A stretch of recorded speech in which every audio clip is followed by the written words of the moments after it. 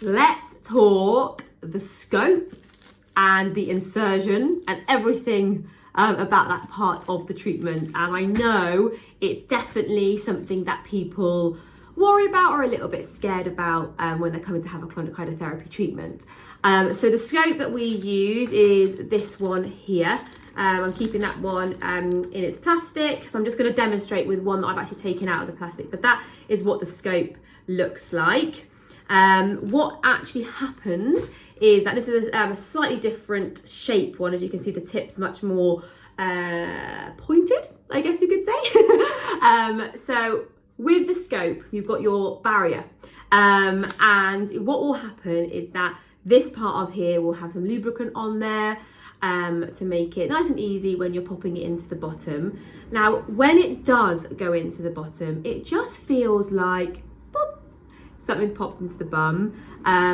It doesn't hurt, and you do much bigger poos than the size, I don't know if I can see it, of these scopes. So it really doesn't hurt. It just feels slightly strange when it's your first time because it's not something that potentially we do on a regular basis. So it's just a bit of a strange sensation. But once that scope is actually in, you can't really feel it as much. It's just that first popping into the bottom that it just feels like something's popped in the bum.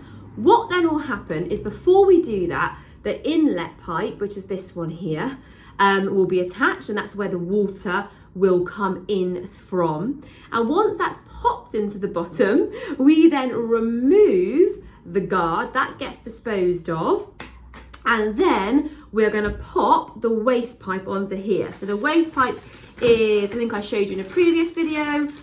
I'll pop it out of this bag. So here it is. So the waste pipe is this one here. Now this waste pipe isn't necessarily the right waste pipe for this scope.